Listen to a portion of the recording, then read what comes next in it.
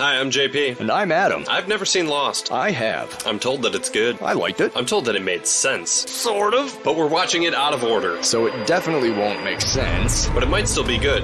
Since we won't expect it to make sense, we'll still be able to appreciate each episode on its own merits as a 1-hour story. Sometimes 2 or 3. As opposed to just a fraction of an ongoing, sprawling, and increasingly complex tangle of relationships, personal stories, mysteries, mythologies, experiments, social dynamics, unnatural disasters, unanswered questions, and hot tropical hookups. Are you okay? I'm not sure. Because you lost me a little bit there at the end. Well, good, because I've been lost since the beginning. We're lost on Lost. Welcome everybody to Lost on Lost. I am Adam Busher, joined as always by Juliet Papa Russell. That's me. Now before we get started, JP, I gotta take my back medicine real quick. I'm on two types of medication. One pill makes me bigger and one pill makes me small.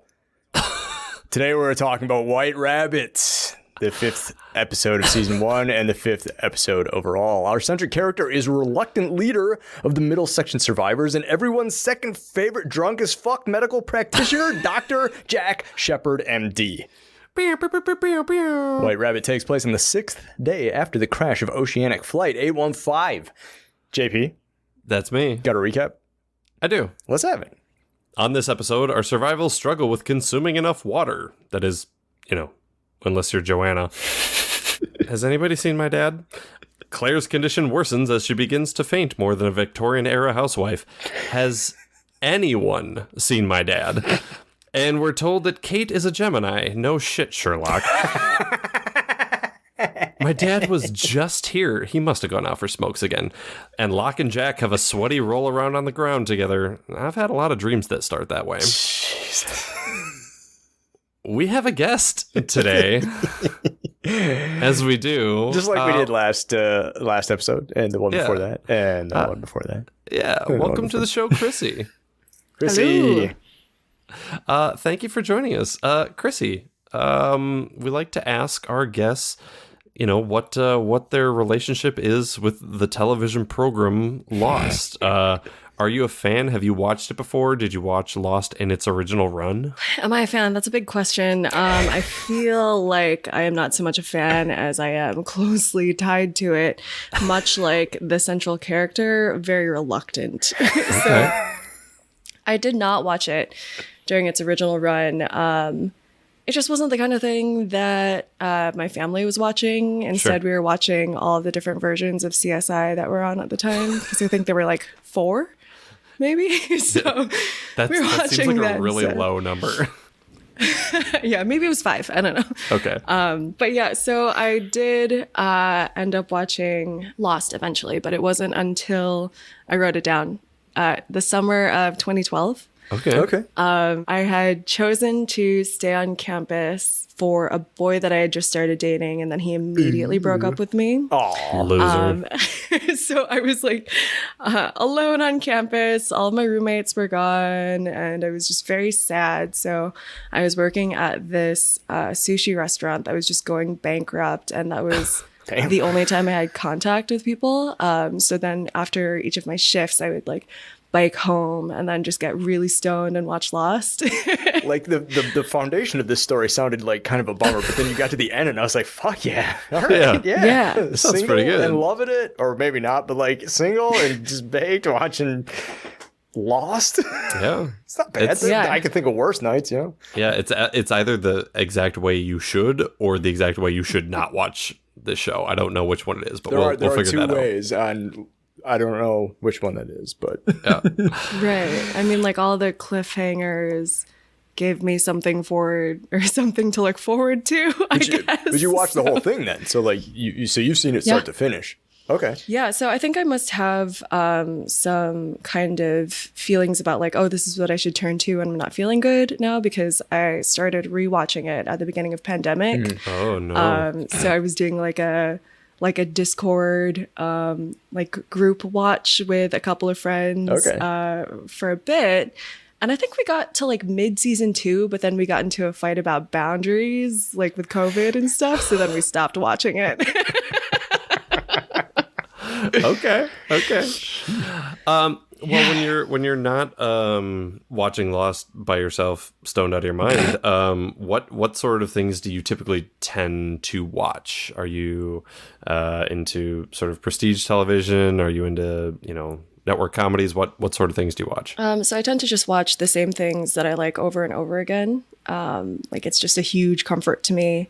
I don't really watch new shows often. So I feel like my top 3 favorites are probably X-Files, which I'm doing a run through with Jacob right now. Fuck yeah. Otherwise, one of my other favorite series is Peep Show. Fucking love Peep Show. Okay. All right. So good. Fucking good. I also love Catastrophe on Amazon Prime. I feel like that's like very good too. Yeah. one of the lesser known ones that I like. Yeah, but, more people should know about that because that is like it's very consumable because of the short seasons. Right. But so fucking entertaining.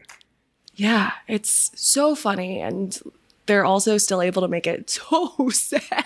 Yeah, I haven't finished it. I got to the end of season 3, so I still have to finish or get caught up. Are they still making Catastrophes? Is there another season coming? No, No, it's bad. over, That's too unfortunately. Yeah, I think I have the last season to watch. I only watched the first season of True Detective on repeat, so I don't know what the fuck you two are talking about right now. So, we like to ask people what they do. Chrissy, you are very much like one of our previous guests that we had on, Tom, who it's hard to describe you. I feel like every time we talk, I learn about something new that you have done in your life professionally or recreationally. So how would you describe yourself? Man, I would say mostly pass the time. That's a wonderful answer, and I love it. Yeah, I collect hobbies, and then my mom always convinces me to try to monetize them. That's just So capitalism soaking into everybody's brain. Love it. I mean, So my good. mom's an immigrant, so Okay, got it. yeah. No, so I was just over the last couple of years, I was working full time as a photographer, and then pandemic hit, and all of my weddings got rescheduled. So now I am back in tech. I am working as a product manager, and it's fine. Yeah. Okay. And it's fine. Y'all want to get into this? Yeah, we probably should, eh? White Rabbit originally aired on October 20th, 2004. It was written by Christian Taylor and directed by Kevin Hooks. You may recognize Christian Taylor's writing on shows like 6 Feet Under and Star Wars The Clone Wars, the two most different shows in the history of the world. He was also nominated for an Oscar in 1992 for Best Live Action Short for his NYU thesis film, The Lady in Waiting. That same year, Kevin Hooks directed Passenger 57 with Wesley Snipes. Oh, Jesus. What? That's juxtaposition right there. What a time to be alive. White Rabbit. Yeah. Well, we're going to have to go through this at breakneck speed because I think this might have the most amount of scenes in an episode that we've done so far, just in terms of like quantity of maybe. This character interacting with this character cut to another scene, because like my notes are just chaos. You know how I normally write down at least like what a scene is so that I can keep track. Like there were some of them where I was just like, nothing happened here and I didn't even bother writing it down. Right. Yeah, there's a lot of that. This episode starts in flashback. This was, and I know like this is the first, like this is the 5th episode of the show, even though this is the 20th episode of our podcast. Like, Yeah. this is for Lost. This was the first one that started in flashback. The first, the 4 prior to this started on the. We start with an I. Just Here we go. Just some classic schoolyard bullying. Some kids beating the shit out of some other kids. I only have one note for this scene. Was that the kid from Malcolm in the Middle? Is it? I don't know. I don't know. I was like, that kid looks a lot like Reese, but I didn't bother to look it up. Malcolm in the Middle was too white of a show for my Asian family to watch, so I couldn't confirm. Chrissy, it's too white of a show for anyone's family to watch. So where do we go from there? There's someone in the water. Jack's zoning out, and somebody is drowning. And we are going to have to spend 10 minutes on just this scene. Motherfucker. Okay, so like last night. So last night, I'm getting ready to watch the show. And I got 3.5 minutes into the show, and I immediately sent JP a message. I was like, I'm already fucking heated. All right. So like, here's the thing. So this person's drowning, right? And Jack's just kind of like, staring into the middle distance. And so Charlie comes running over, and he's like, "There's somebody in the water. Somebody's drowning. You gotta go get him. I don't swim." Yeah. Okay. So like, I know that like people watching Lost in 2004 weren't watching it out of order. Charlie can swim like a motherfucker, and we found that out way later. Like, right. He can't swim like, but like he can swim. He can swim just fine. He learned how to swim in a pool with his dad in Manchester. He pretended to be like all England Olympic pool, whatever. Right. He was able to dive down to the looking glass, which like I know I would drown after about 6 inches. So yeah, he can swim just fine. Also, this person is caught in a riptide. Yeah. What the fuck are you going to do? You are just going to get yourself caught in the riptide. Exactly. That's been me. What? In a riptide?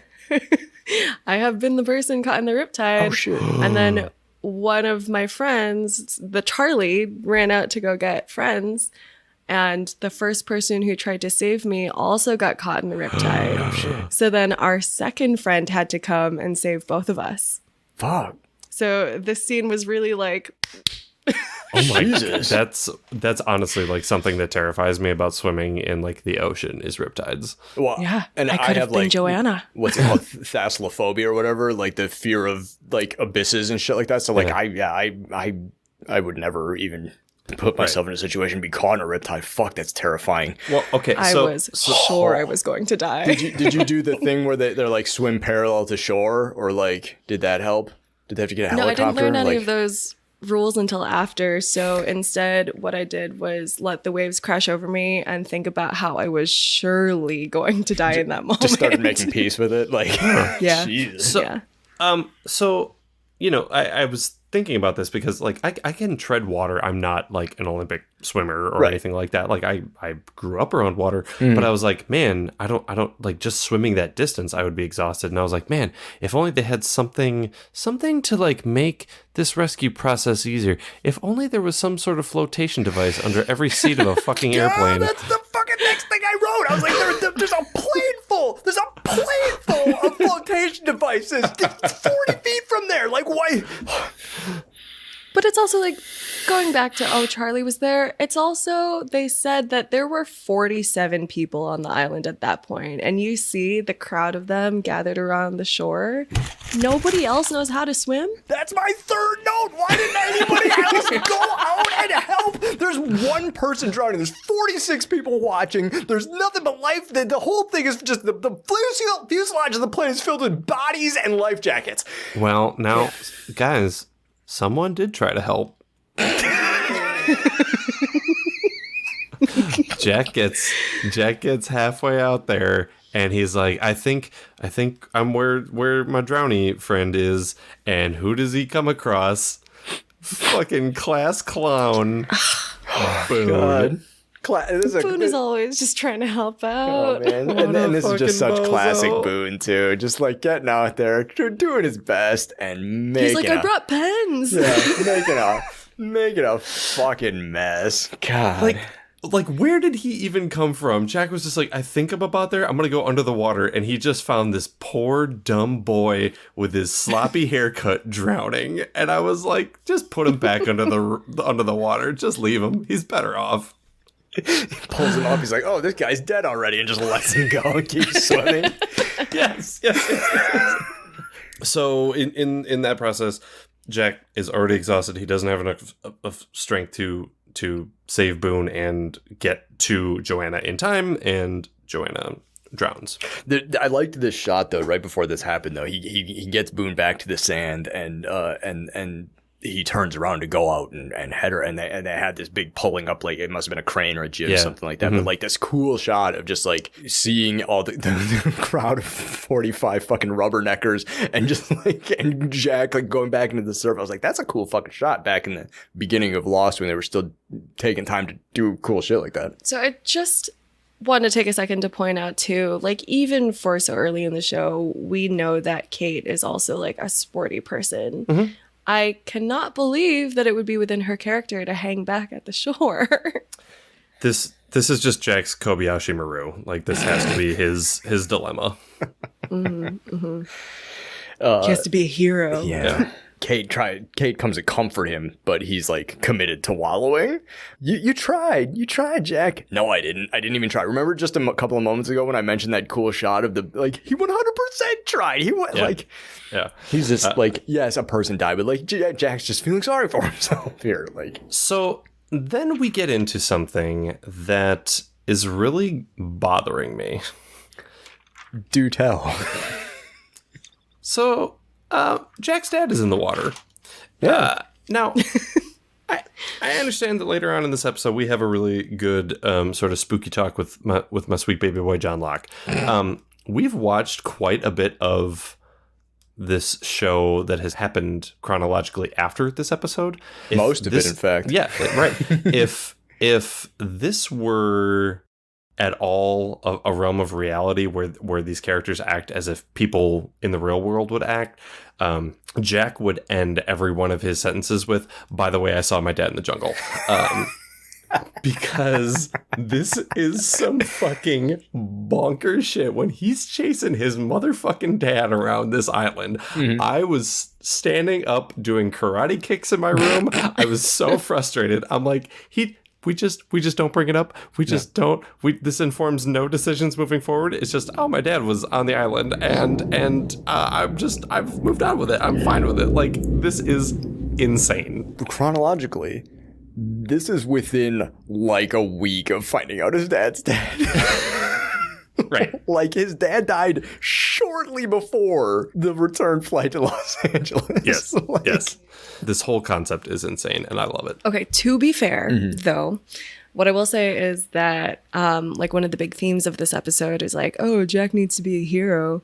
Don't you think that if he was going through something tough that he would keep it to himself so that people would still respect his authority? Yeah, there's some like toxic masculinity that is just ingrained in Jack's character in that regard. When Kate is like, "You're not going to tell me what you're up to," and he's like, "My dad died." It's like, well, that's not what she asked, but okay, I suppose that's showing some level of vulnerability, and okay, that's all we can expect from Studs McBeefcake. Right, and we see this a bunch as Jack proceeds. Our journey with Jack proceeds. Like, in the early days, he very much did not want to be in charge. And he would do everything he could to avoid being in charge. But then also at the same time, he would be in charge and then make everybody feel shitty about putting him in charge. Right. And I've brought this up a lot in the podcast about like who put you in charge. And like there still wasn't a vote taken. He's just kind of like, hey, I'm just kind of de facto in charge, I guess. I'm just making decisions and people are going along with them. But from what I remember back in the day is that this was like the first thing to happen this episode with this Christian appearing in the surf thing. This was the first thing where like the audience was finally like, oh, this show's not going to be about do these people get rescued? This show's going to be about other weird shit. Yeah. And yeah, like you said, this is a pretty fucking bonkers thing to be happening. The next thing that I have is Michael and Walt. Yeah, Son is observing Michael and Walt. Walt's brushing his teeth. Oh, yeah. He's using like a little bit of some sort of plant to scrub his teeth, which he apparently picked up from Son. Son's watching them Who he says that. Is the Korean lady. Oh, yeah, the Korean lady. That was a little jarring part that made me remember like, oh, yes, this is 6 days in and we're still like learning who everybody is. Right. And yeah. That was something I was like very aware of is they keep on trying to show little like character things like this is who this person is, this is how they act, right? And, which and Walt actually gets it right. Son and Jin are Korean, unlike Hurley later, who also fucking Chinese. It's yikes! Like, come on, dude. But yeah, so like we have a little scene here between Son and Jin where Jin notices that Son starting to become dehydrated, says something about her lips and stuff like that. Son expresses her distress about thinking that nobody's coming, how they feel isolated because of the language barrier. Jin fucking likes it that way. Yeah. Well, because Jin knows how to fish. Jin is probably pretty confident that he can provide. Yeah, and he's probably not wrong. He's like, if he continues to adopt this isolationist sort of mentality that he's got, he can 100% provide for him and Son. Right. Yeah. No problem. Just one quick note for the graphic design team. A lot of drop shadow on those subtitles. A lot of drop shadow on those subtitles. Then we have a classic Sawyer being a creep scene with Shannon. You want me to read my synopsis of this scene? I wrote myself a joke here. Yep, go ahead. Shannon goes to buy insect repellent from Sawyer. Speaking of repellent. No. Thank you. That's pretty good for something you do. The one thing, like, yes, what's his nickname for her? Like light sticks? Sticks. Light Sticks. sticks. Yeah, because of her legs. The one thing that I think is an interesting sort of character shift is, like, you know, he gives her the look of like, oh, you know what it'll cost you. And then she's clearly like, no. And then he's like, $5,000 or whatever the fucking number was. Like, he doesn't give up that easily in subsequent episodes. Later episodes. But I mean, at this point, again, they were only on the island for like 6 days at this point. Yeah. So, But he's been an adult male for at least 30-something years. He should know better. Like, he can't, even when he's not talking and just looking at a woman, like, how hard his male gaze just, like, beams out of his fucking pupils like a laser. I was just like, I was, like, actively uncomfortable. All that said, his negotiation joke is kind of funny. Money's no whatever here. And then he gets in $5,000. I was negotiating. that was actually a little funny, but that's writing. That's not Sawyer. By the way, I'm a shitty con man. Sawyer is definitely somebody where, like, I remember when I was watching it through for the first time, I was like, okay. This guy's like a little too one note. So I was so excited when they decided to make him a character. Like a whole person, like later on. Yeah. But then at that point, it was kind of like, can you walk back what you have done? Yeah, it was like, That's a lot to walk back. did they wait too long to make him a three-dimensional person? Almost. And Shannon was just a pair of legs, so we killed her off. Sticks. Kate and Claire. This is all part of this, like, one sort of long beach scene. Claire's looking for a brush. She's into astrology. We find out there's a little character nugget. Claire like astrology. No shit. Kate probably is too. Okay. Yes, she's a Gemini. It's obvious from everything. Kate probably already knows her big three. She doesn't need your help getting her fucking chart, Claire. We know. Three. We it sounds fucking like know. somebody else here is also kind of into astrology. It's me. Just kidding. I know shit about astrology. Like big three? Like what? Like Your sun, your moon, and your ascendant, obviously. God damn it. I was like, anyways, so we go on to Jack and Hurley talking about water. they're running low on water. Duh. Like, I don't know why this had to be a meeting. Like, Right. No this- shit. Well, I guess, I mean, here's the it's 6 day. This is the 6th day. They're running low now. I guess they kind of had a shitload of water, but like one of them says it like, no, everybody was just kind of taking whatever they wanted because they thought we'd be rescued. Right. Well, and that does kind of make sense. I guess that tracks, a little bit, but I mean, we've talked a lot about you need to prepare to be where you are for a while. I really like that when we first see these water bottles, they look like really beaten up and sweaty and like mostly empty. But then every other time you see them in the rest of the episode, they're like 100% new and like fresh and like crack one open. Like it's never been opened before. This was poured from an artesian well. The end of this scene is important because this is Hurley and Charlie pushing Jack to be the decision maker. He's like, you know, what are you gonna do about the water? What are you gonna do about the water? And he asks the question we always ask anytime Jack makes his decision: who put me in charge? Right, exactly. Like, Because he pushes back. He's like, I'm not making a fucking decision. I'm not in charge. There had to be maybe no other white guys who were roughly 35 on that island for them to decide that he was going to be in charge. well, and Adam, you've talked before about the one of the big differences between our main cast of survivors and the tailies, especially, is the fact that they have a doctor. Right. You know, they have Ana Lucia, who, like, yes, she's got basic first aid. Yes, she's a cop, so she has a certain set of she's skills. LAPD. She's the opposite of a doctor.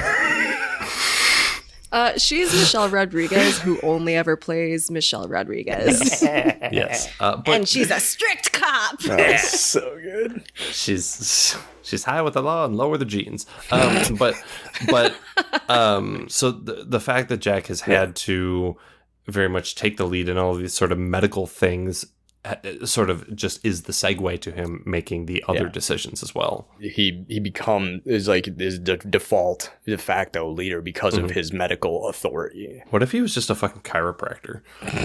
not to say that just chiropractor, but you know what I mean. But this is my question about this. This is a bit of trivia from the pilot. The character of Jack Shepard was originally supposed to be killed off at the end of the pilot. Really? And Michael Keaton was going to play Jack Shepard. What the fuck words are you saying right now? I wish. But that's the thing. Michael Keaton was going to do it when Dr. Shepard was going to die at the end of the pilot. Once they discovered that they weren't going to have him do that, Michael Keaton didn't want to do Lost or whatever, so they got Matthew Fox. Can you picture Lost with Michael fucking Keaton? What are you saying right now? But also imagine Lost without the character of Dr. Shepard. I'm loving that. How does it? Yeah, I would. Where does it go? Like higher ratings. Who do you put in charge instead of Jack? Like, was there the writer's plan to like make it Locke or make it Kate? And then how much of a different show is this with it was Kate at the helm or Locke at the helm? Or 2004 it would have been a woman. Wasn't gonna be. Yeah, it would have been a white dude. So it was Locke. My sweet baby boy. Fucking Boone. Boone I wanted would it to be. love to see Boone as like the primary focus. Oh God! They cut to like 5 days into them surviving, and the entire island is just on fire. The next scene is back to the flashback. Jesus Christ, this was a rough one. Jack is sporting a shiner. Jack, he was protecting his friend, who we've technically already met, Mark Silverman, played by Zach Ward in the future. Best man in Jack's wedding. Shit. Oh, man. Played by Zach Ward, who was in the 3 seasons of the Fox sitcom Titus. God damn it. Christian tells Jack that he doesn't have what it takes.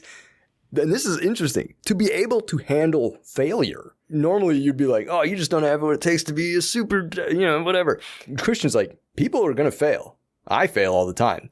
He doesn't say it's because he's a fucking hammered surgeon, but but he says you don't have the capacity within you to handle failure. And it would almost be kind of a sweet thing to say to your son if it didn't come with, so don't try to do good things because you can't if it didn't handle come with like, by the way, this kid that was your age today died on my fucking operating table. Jesus Christ. And it did not bother me. That's how I open all conversations with my children. Your cats? My 0 children. No, Jacob. Just a quick thing about cinematography. They do a really interesting thing in this scene where, again, the actor who plays Christian, I forget his John name, Terry. but fucking amazing performance in this scene. But they do this interesting thing where even like he starts off talking to his son, standing up, and he has there's this obvious like power struggle like between the high part of the frame and the low part of the frame, but he ends on the lower right part of the frame looking toward the left, which is like in terms of like the psychology of cinematography is a very weak position to be in. And Jack is looking down at him. And then when we cut back to Jack in the present, he's in the same position that his past self was, looking down to the right, which puts him in sort of a position of power. So it's just very interesting how they sort of ended that scene. They did a lot of that in this episode, actually. Now that you mentioned that, because I remember later there was a couple of match cuts coming out of a flashback into the island, and Jack's in almost the exact same position that he was, and I thought that was kind of fucking cool. I also wanted to bring up a really interesting point in this scene, which is that so we know that in flashbacks on Lost, they usually opt to give people kind of a goofy wig, but this time they just dyed his hair dark. So he just had like a really far back receding hairline that was just black. I'm losing my hair, but it's all still very, very full of color. I liked it a lot. John Terry's fucking awesome. Yeah, he's offered up some very good performances in what we've seen thus far. Back to the beach. Boone gets shitty with Jack for saving him. It's super annoying. Boone's super annoying. I run a business. Bro? What's your business? Selling puka shell necklaces? Like, Yeah. Because we know that he was a lifeguard or something like that. Because we even see his little like lifeguard like Swiss cross necklace or whatever. He pretends to know how to do CPR on the pilot, and in an episode where he was hanging out with Locke, I think he made mention of talking. He ran something like a wedding planner company, or he was the CFO of his mom's company or something. I can't remember. Yeah, we'll find out the actual specifics of it. I'm misremembering whatever, but like it's bullshit. Whatever business he runs, it's like it's a thing that he does for his mom, and he doesn't. It's like a job that doesn't need to be done, but he does it so he can have a title and he can fuck around. And he's a business in the sense that we're podcasters. Got it. I had a note that I wanted to take a quick vote for who should be the island leader, Boone versus Jack. We've already discussed it should be Boone. Yeah, I think we 100%. I want to know what's happening to my money on the island, you know? Like, I just want to make sure I'm making good money decisions, Exactly. and Boone is the one to lead me there. Exactly. Dude, CFO. if Boone were alive right now, he'd be big into Bitcoin, cryptos, NFTs, all that shit. He'd be a crypto bro. Jack stops listening to Boone, and nobody blames him because he sees his, Christian again. Yeah, he sees his dad. I gotta go catch my dad. Yeah, just chases him off, and just runs off after him. Back up for a second here, because something that I thought was really fucking weird about when they show Christian in this shot. They're like showing him from behind, and he's wearing this suit, but then he's also wearing, I think, like white tennis shoes. Correct. What? Yeah, he's wearing white tennis shoes. I missed that completely. Oh yeah. Because I was just like, you're not gonna wear a suit and white shoes. And then I like paused it and looked. I was like, are they even tennis shoes? Yeah, I think they're like floppy canvas tennis shoes, like white canvas tennis shoes. I Are think they like New Balance? Like, no, they're like, I think they're like Chuck Taylors. Like, I think they're just canvas rubber soled tennis shoes. what the fuck? All right, I'm gonna have to go back and check this out. We flash back again. Jack's all grown up now. He's arguing with Margot. This bitch. I had to look it up. Her fucking name's Margot. Yeah, that checks out. If you're watching the show with us, you know exactly why Christian fucked off to Australia. Yo. If you're not watching the show, and if you watch it in order, you have no idea. He's like, he wouldn't want to talk to me. Yeah. Yeah, you're right. That checks out. Also, nice sweatshirt, Doc. Fine, I'll go get him. Mom, you talked me into it. Where is he? Australia. Yeah, and there's all this like programming talk that Jack sort of recites in regards to his parents, or specifically to his father, but the shit that his mom says, you know, you don't understand pressure. You don't get to say I can't, not after what you did. It's all of this very like, it's abusive. Like it's emotionally, mentally abusive language. Yeah, having a hard job does not give you a license to be a cock. Right. It's not a free pass to be either an absentee father or an abusive father, or just because you're a spinal surgeon. Yes, that's an important job. But you can be a whole human. You can be a good father, a good husband. I really wouldn't know. I've never had a hard job before. So like, what? We can't say anything about it. Maybe. Maybe, yeah. Maybe you can't be a doctor so and a good father. maybe it does affect your ability to be not a shitty human. Chrissy, from the law of large numbers, with the amount of jobs that you've had, you have to have had one that's hard. No, that's why I was able to have so many of them, because they were all really easy, and I was drunk for all of them. Oh, So all right. That's fair. We go back to the beach. Yeah. Walt is running up to Kate saying that Claire has fallen down. Mm-hmm. Oh, darn. Oh, no. Oh, geez. Oh, darn. Ah, beans. She's fainted. She's pregnant, okay? And like, I feel like we dunk on Claire all the time. We just haven't gotten a chance to get to know her, I feel like. That's okay. That's fine. Which is fine. We'll eventually get to know her and probably like her more than we do now, because as of right now, every time she's on screen, she's a fucking plot device. Because why is Claire in this scene, and why is it important that she passed out? The water's been stolen. But she even says it earlier, or she says it later to Charlie, that like, oh, everyone like doesn't look at me because they know that I'm this like time bomb of responsibility. And I'm like, yeah, that's what the writers are hoping for. You are a plot device. Right. You are pregnant woman who must be fawned after. I was taking notes about like what impressions people gave me from this episode, and the one I had for Claire was like, she's just a pregnant teen, and that's all she is for a really long time in the show. Long time. Yeah, Right. we saw the episode where she eventually gives birth. It's episode 20, 15 episodes from now. Jesus Christ. So yeah, the water's missing. Yep. So Johnny Boy, Saeed, and Kate have a little meeting on the beach, and they're discussing sort of the problem that has arisen with the lack of water. My sweet baby boy knows where to look for water, so he's gonna go save everybody's ass. I like it because he's like, I know where to look, and at first I thought he knew like where to look for who had stolen the water. And then the next time we see him, he's like wandering around in the jungle, and I'm like, oh, you're so fucking useless. What? I'm sorry. Yeah. Oh, I know where to look for water. The jungle? That would have been everybody else's idea. Unless you know exactly where the water is, you don't know where to. Oh, there's probably fresh water at the island somewhere. Good fucking instinct. He is also collecting it when we see him like one drop at a time, and I was like, oh, John. That might John. work. That might work for you, but we have other people to worry about. 47. 46. Yeah, Joanna's had enough to drink. Oof. Yeah, Locke volunteers to look for water, leaving Kate and Saeed in charge since Jack is missing too. Like, You know what? I feel in pretty good hands with Saeed being in charge. not if he's got fucking Kate sidecarring with him. Like, that's like, I don't know. Well, because like again, it's 2004, so you can't leave only a brown man in charge. If you pair up a brown man with a white woman, then that's basically like a white man. Yeah, 7/8 of a white man. Yeah.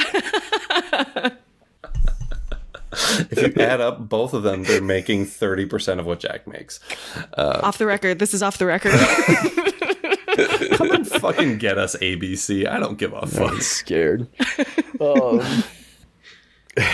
We cut to the jungle real quick. Jack is continuing to chase Christian, but then I don't think anything else happens in the scene. Because so we cut. He runs after his dad. Yeah, and then we cut to flashback.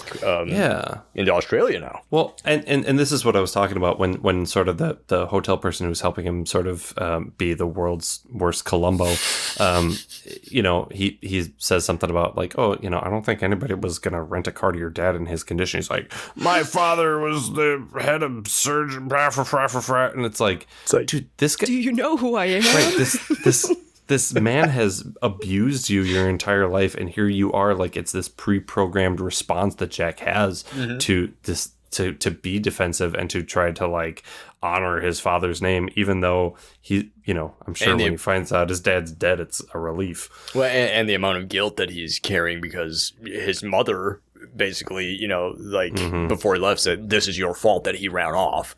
You know, so it's like. Also, he had a huge hotel room, and Ana Lucia had like a real shitty room that she was staying in, we find out. So I wonder if they were even staying at the same place. Yeah, but he's the chief of staff. I like to think that Christian is or surgery. Yeah, I'd like to think that Christian is just getting hammered and forgetting he already has a hotel room, and it just keeps getting a new hotel room. It's just like, I need new sheets. I better get another hotel room.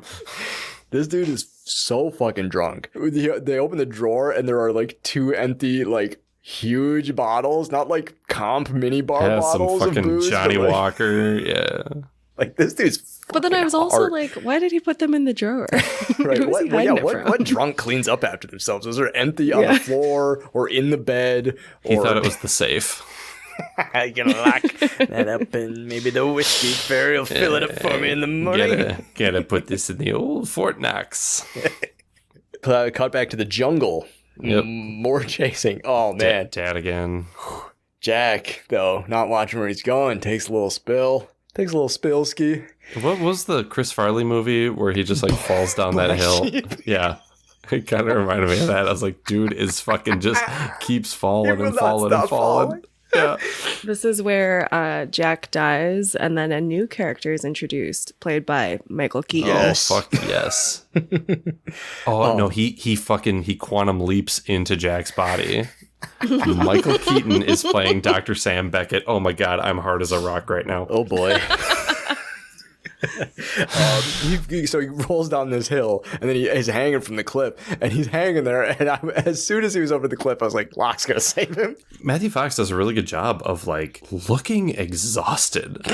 Yeah. Like even Hurley earlier was like, dude, you look tired, and Yeah, like just his physicality, he's just holding on, and he's like, I can't, I just fucking can't right now. Yeah. Like I'm just gonna die. Maybe the show is set up to like think this is the moment where Christian's gonna reach over and grab him by the hand. Yeah.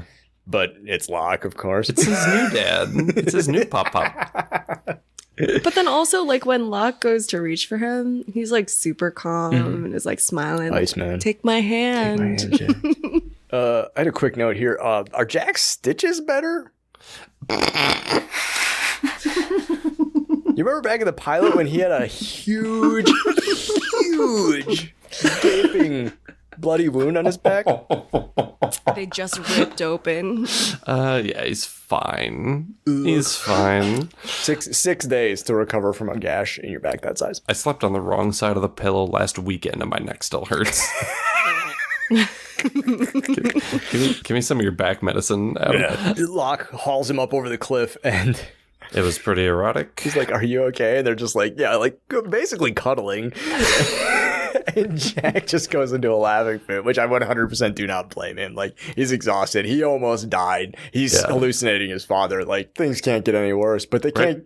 I mean, but they're pretty good too. Like, as far as like exciting days. Yeah, Locke gets to say that he found the water and saved Jack. Good for him. Yeah. Cut back to the beach.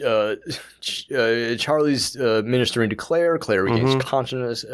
Charlie does a good job here of sort of like raising Claire's spirits a little bit. It's actually kind of a cute little scene. Yeah. It's like I can sort of see why like she eventually sort of starts to find some affection for him. Like they have this whole will they won't they thing going on, but like Yeah, like, it's because he doesn't stop. It's like one of those things where there's somebody creepy with a smile that won't leave you alone, and then finally they wear you down. That's how I got Chrissy on That's this a relationship. podcast. I recognize this. Cut to Hurley. Hurley snitches on Jin and Sun for having water. And he calls them the Chinese people. That's straight one for Hurley. Yeah. And this is a whole fucking thing of telephone about who's got the fucking water. Claire needs water. Hurley comes over and Jin and Sun have water. So then they go over to Jin and Sun, and Jin's like, I got it from Sun. Like, Saeed does the thing again that everybody does, where he just yells. But the thing is, Saeed fucking knows. Saeed knows that Sun speaks English, or that she at least understands him, like, because Saeed just knows fucking human psychology and he knows what to look for in his line of work. I love Saeed so goddamn much. When he said that, I was like, he's just bullshitting. Oh wait, no, he knows. He does. I think he does know. And like, I don't think that anything in the show has happened to, like, that is like proof, but I think regardless of that, I think you're right. I think Saeed does fucking know. He does. He absolutely does.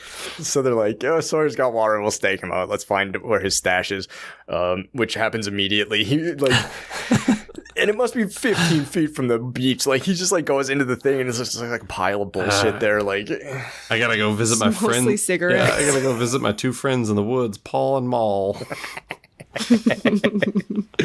But Sawyer spills the beans. He's like, I didn't steal the water. I traded for that water for a fish. This in and of itself is a microcosm of the entire problem that we have with Confidence Man. Everybody just assumes that Sawyer is a total piece of shit. They don't ask. They just attack him, and it turns out that he's not a complete piece of shit. He might be a little snake in the grass there. He's a little silly goose, but like he's not like a bad person. He's not a fucking murderer. You know, he's not gonna completely abandon everybody. He's just a narcissist. Right. He exactly. He's a think for himself, think about himself first guy. I think it's really easy for me to write off Lost as like a very silly show and like not very smart or anything. But then like going back to this early episode after having, watched this a couple of times and realizing that they are planting these little character things in there, I'm like, oh yeah, it is good. Like, yeah, Saeed is smart and knows that, like, understands that Sun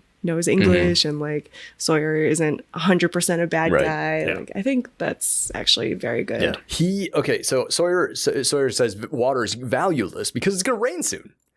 I haven't seen a single rain collector set up on the beach or in the jungle or anything like that. Okay, yeah, it's gonna rain soon. How? Like, everybody's just gonna stand there with their mouths open toward the sky? You need to collect. Like, you still have to have a mechanism in which to collect falling sky sustenance. Like, we're gonna get into this in just a couple of scenes. All right. Yeah, I just wrote here in huge letters. How are you harvesting rain, you knob? Come back to the jungle. This is that little spooky like scene with Jack and Locke. Oh yeah, I love this scene. This is so good. Locke's trying to motivate Jack to take responsibility for the survivors. And he's just like, we're gonna need somebody in charge. And everybody's asking, why you? Well, why not you? Right. And also there's obviously something like, I believe you when you say that you saw somebody. Yeah, the spiritualism of something Locke is going on here. Mm-hmm. And I believe you and I'm into it. Like, what does he say? He's like, so let's say it was a hallucination. I believe you. I believe that you're hallucinating. That's not bad. Right. But then also, what if you're not hallucinating? When I was first watching this, I still don't like Locke. I remember it was these kinds of scenes. Thanks for joining us, Chrissy. We're going to end the call now. It was these kinds of scenes that really made me dislike Locke, because it's like, maybe I'm sensitive because I'm like a minority woman, but like, I just don't like this wise white guy who wants to tell me how the world works. And like, I don't know. Who just reminds me, I feel like everyone had this guy like in high school who was like, I'm very neutral wise, you know? I had a note about this. Locke here he's putting Jack on the spot to become the leader. And it's primary. And like I see here, Locke doesn't want to be the leader. He wants to be like a consigliere type role to Jack, which will allow him the freedom to continue to explore the island and explore his spirituality. And like, this is a little bit of a narcissistic thing from Locke, because he wants Jack to be in charge so that Locke can do whatever he wants. Exactly. He wants to be able to go out and have, fucking fuck games out in the woods, but then he wants an infrastructure and a camp to be able to come back to when shit hits the fan. Right. It's funny because even though I hate Locke, he is taking the position, like the exact position that I would want, where it's like you get to be kind of like a side mystic who isn't leading, but is whispering to everyone else that's leading. Yeah. Sort of like a puppet master type of thing. The hand of the king. Yeah. Cut to Jack out in the jungle at night. He's having a little fire. Okay. We are going to stop right here and bring the podcast to a full halt. Okay. Because JP needs to talk about survival stuff again. So Jack ran into the woods, just apropos of nothing, in the middle of hearing about Boone's shitty business ventures. And now it's later that night, and Jack has been able to start a fire with seemingly nothing. You are that good at building a fire, and you have not started any sort of still or water desalinization process back at the camp. You have a fire, you're like 33% of the way there.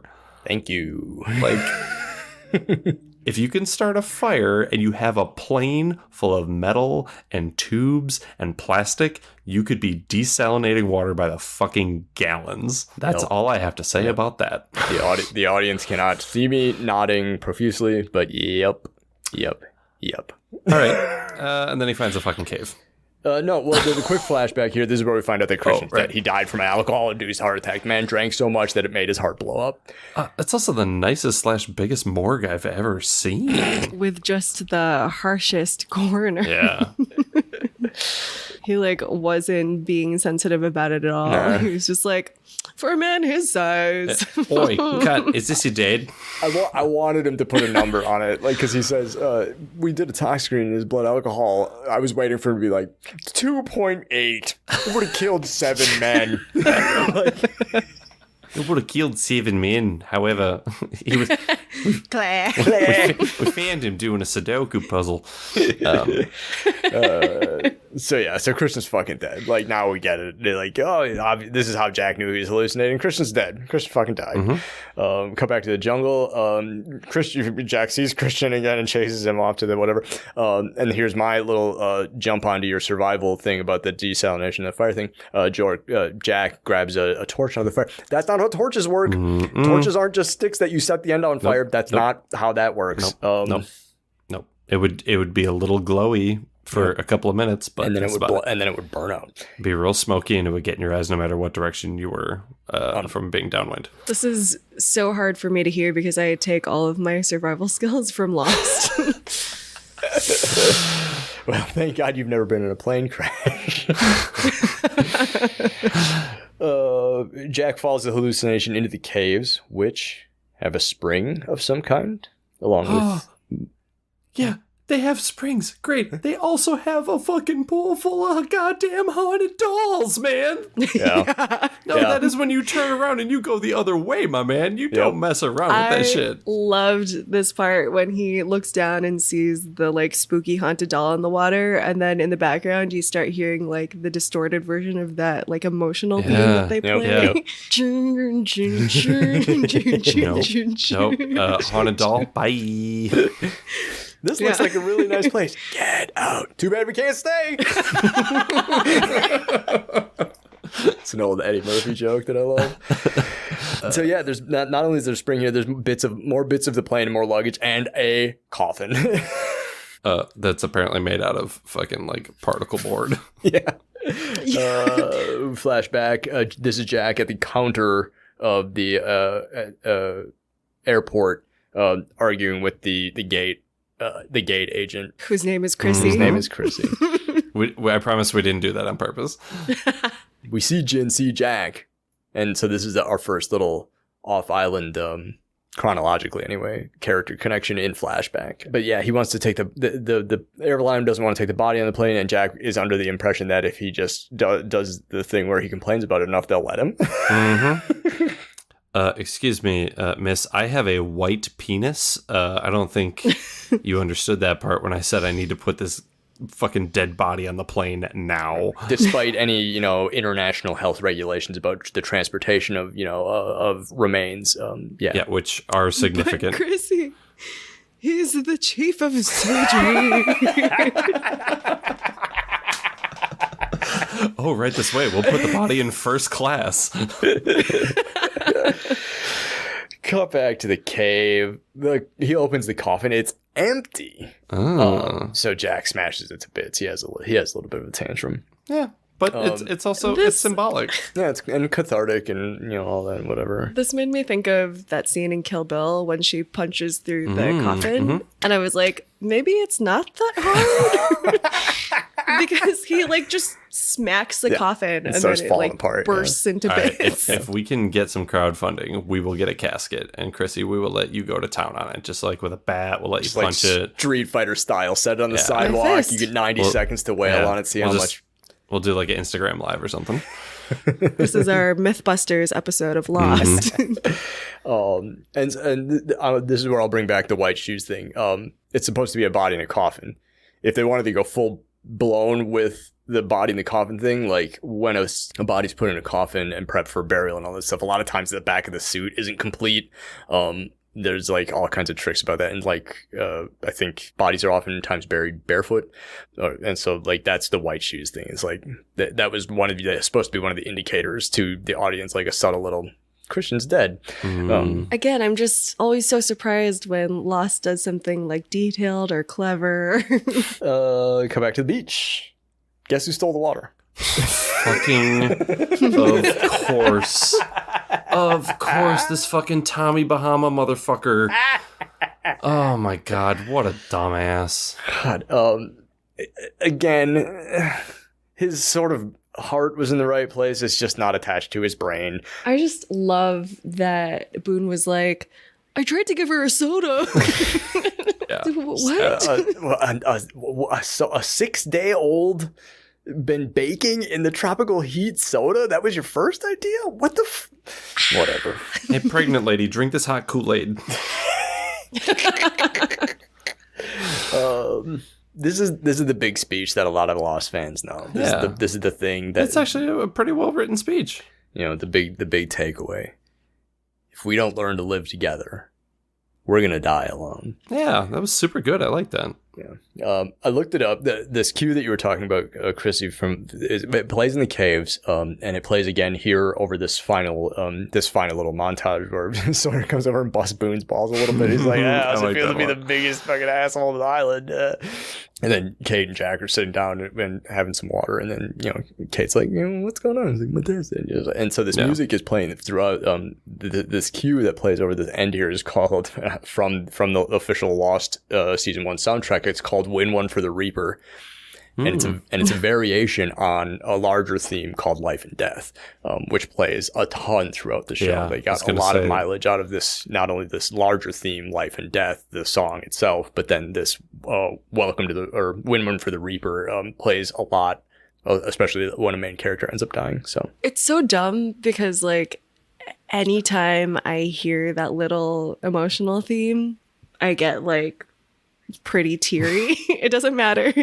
Like they play it over some pretty silly things, but I mean, and that's the power that like good or like effective music can have over something. Take something like take the music out of that scene, and that scene's kind of whatever, but you put in a good sound design like that, and that's it. That's White Rabbit. Yeah, let's do the end of show segments. Yeah, let's do it. The first question that we're going to ask, do we like it? Wasn't good. There's just this 45 minutes, not thinking about the rest of the show. It's, do we like it? Wasn't good. Chrissy, what do you think? I mean, I think it's tough. I want to give it a lot of credit because I do know it's an early episode, but I feel like for me, if I was just watching this episode and I was rating this, I wouldn't rate it very high because it is so surface level with everyone. Like we were talking about at the beginning, it's a bunch of these quick little scenes and they're trying to show like everybody interacting with each other.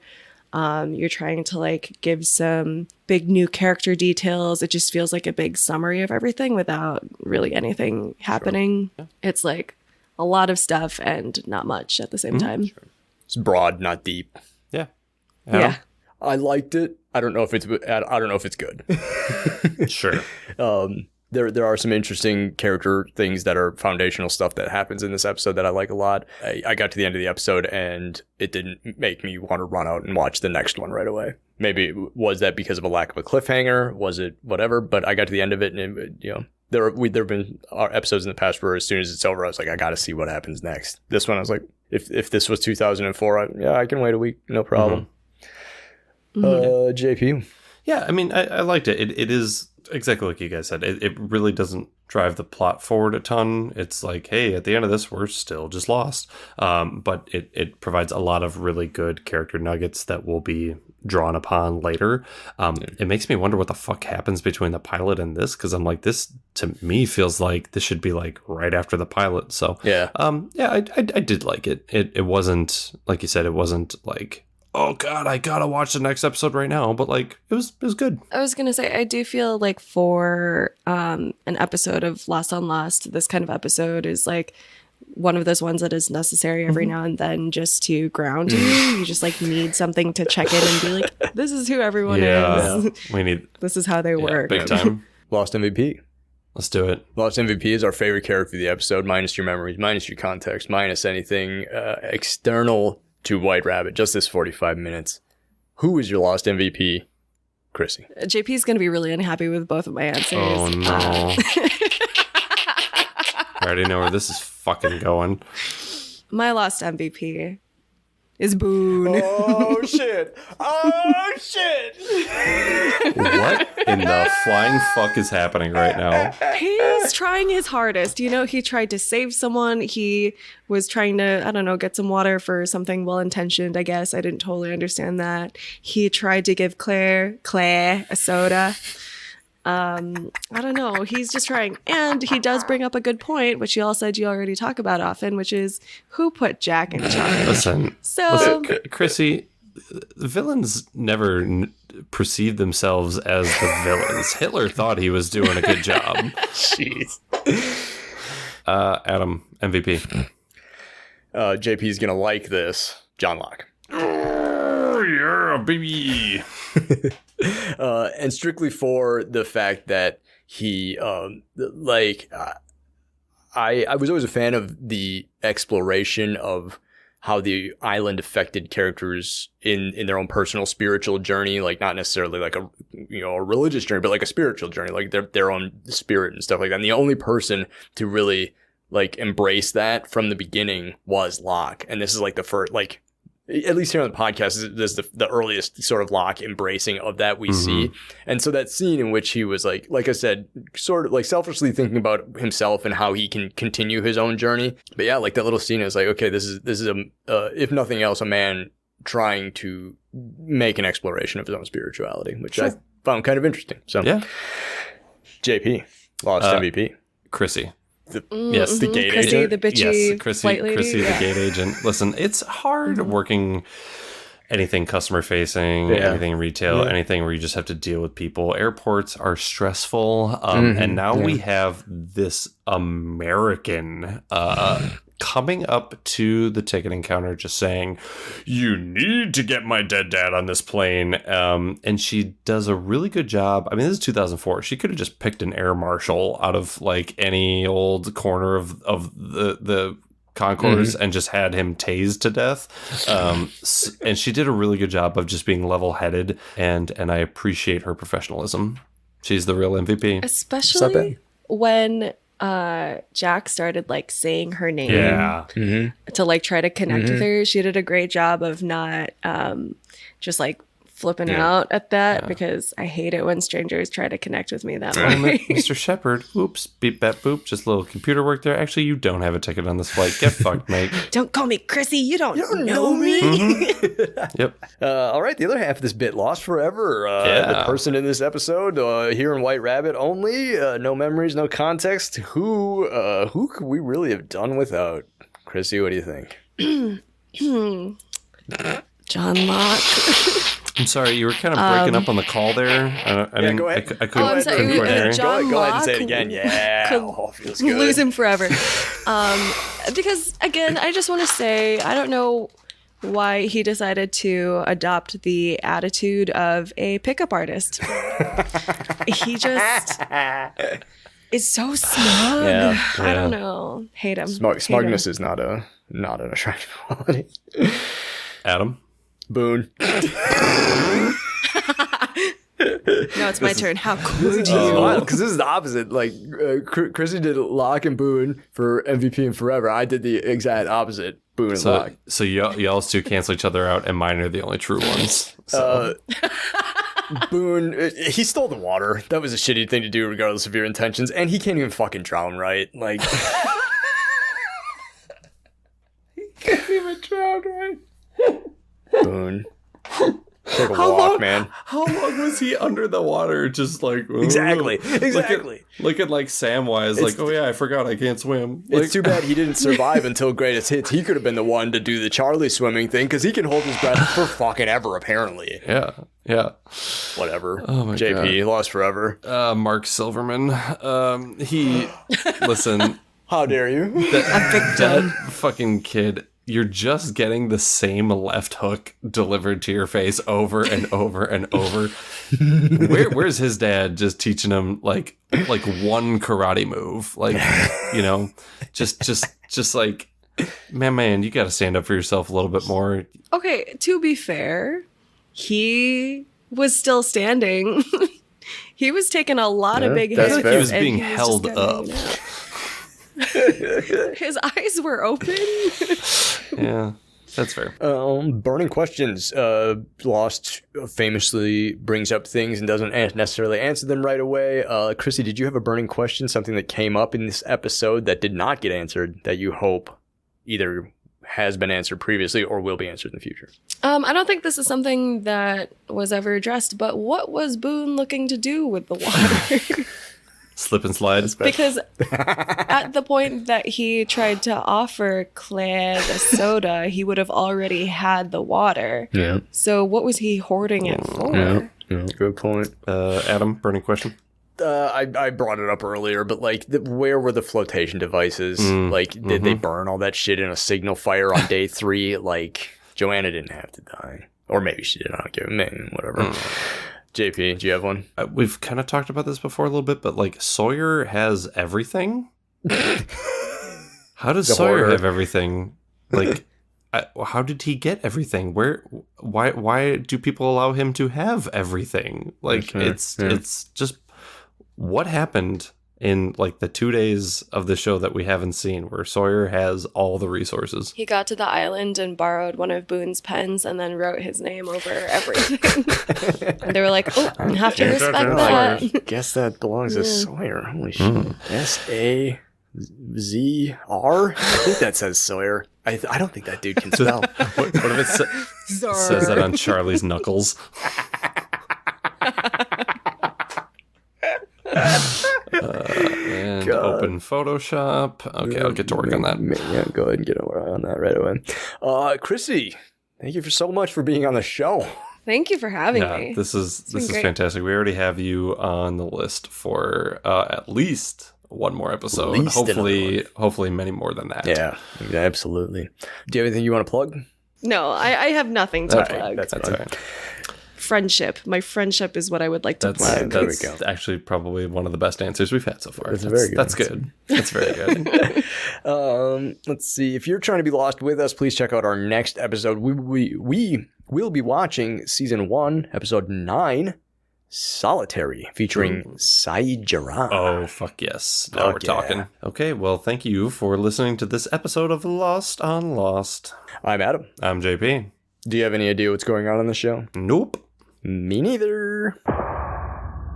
Lost on Lost is produced and edited by me and JP. We wish to acknowledge that we live, work, and produce our show on occupied land. Burbank, California is located on the traditional tribal lands of the Tongva, Chumash, Kizh, and Fernandino Tataviam peoples. Milwaukee, Wisconsin is located on the traditional tribal lands of the Peoria, Potawatomi, Miama, and Ho-Chunk peoples. And Lost was produced in Hawaii on the lands of the Kanaka Maoli. Visit native-land.ca to learn more about the land you live and work on. You can engage with us on IG, Facebook, and Twitter at Lost on Lost 1. You can also email us at wearelostonlost@gmail.com or support us with dollar monies at coffee.com/wearelostonlost. Thanks to Lostpedia and its community of contributors, Danny Schmitz, random.org, and as always, you the listeners for tuning in. We're hosted at Podbean. You can hear us there or wherever you get your podcasts, except MySpace. We're not on MySpace. Yet.